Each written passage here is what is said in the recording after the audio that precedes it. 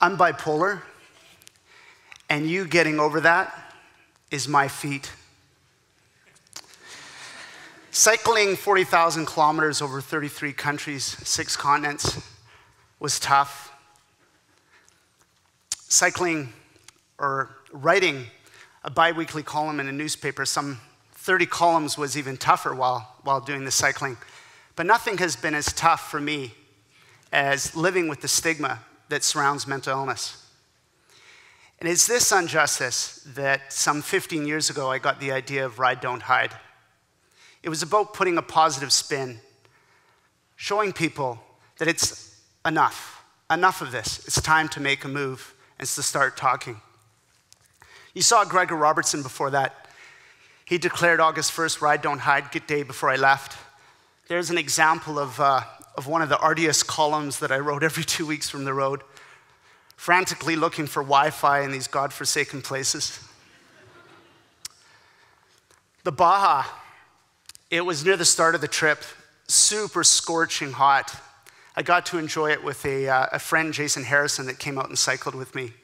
Jason and I avoided the heat by cycling at night. Quite often we'd leave at 5 o'clock and end our cycling at 3 in the morning. Camping. Here's a waterfall that's about 100 feet high on the bicentennial of Mexico's birthday. And I really enjoyed camping, but I must say, I realized I could afford cheap motels in most countries and youth hostels. And I quickly became a little lazy and spoilt and decided to deal with the Wi-Fi and a shower and the luxuries like that. Roadkill, unfortunately a big part of Ride, Don't Hide. Everything from boa constrictors to camels to 8 dogs in one day in Bolivia. My mind would be blank and I would literally be haunted by these images of things I'd see dead on the road, so I would look away to avoid it. And the smell of it, some of it hundreds of meters ahead, it was just awful. Here I am in the Colombian Andes, coming down from the Andes to the Pacific coast in Ecuador, an 82-kilometer descent over 2 days. My brakes were so hot, I made the mistake of touching them and they just burned my hand, just sizzled. Top speed, 92 kilometers per hour. In the Peruvian desert, it got so bad with the winds against me and the sand in my eyes and my nose and my face, I decided to go inland up into Bolivia and from there into the Andes. The winds were very cruel on the coast of Bolivia. Yeah. Culture.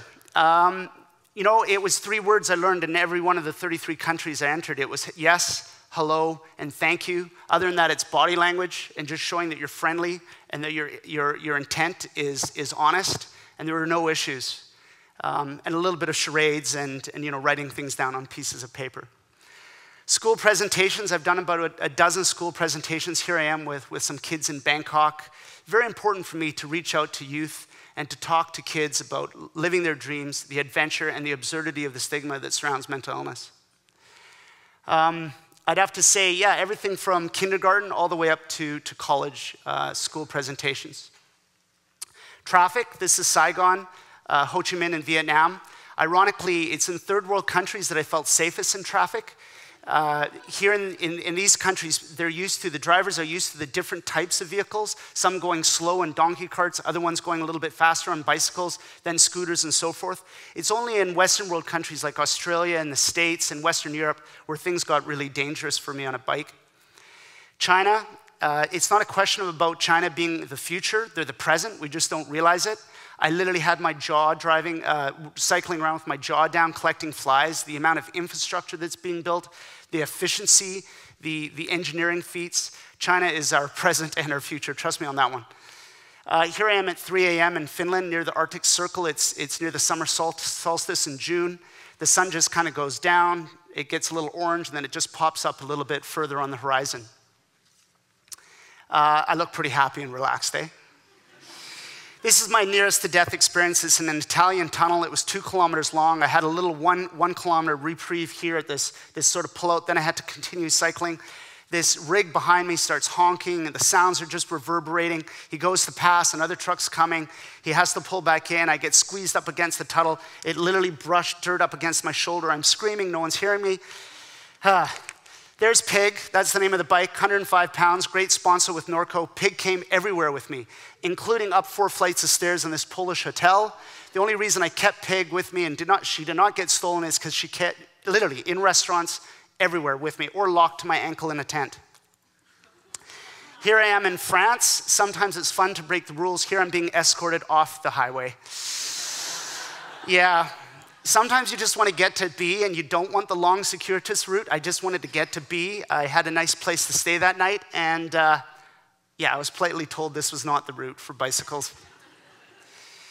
There's the premiere. While I was cycling, we had some great fundraisers with Steve Nash and Fitness World, getting people out cycling, wearing their jerseys, raising funds for the Canadian Mental Health Association. All the money went to youth programs. None of this is all self-funded by myself. Here you have the premiere.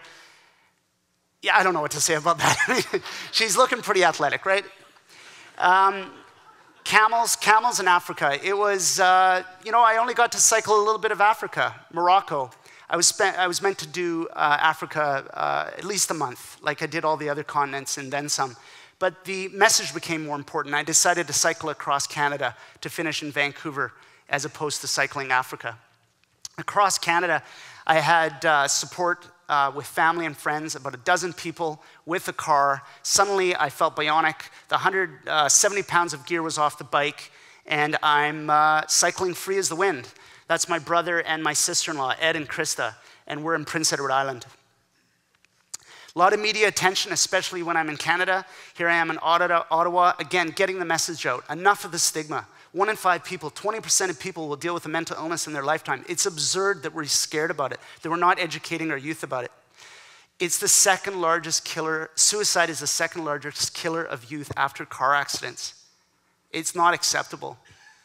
And this is the finish, Rogers Arena, November 12th, 200 cyclists cycling in with me, 300 waiting, and the end of a dream that took me 15 years to find the courage to start and 16 months to complete. Thank you.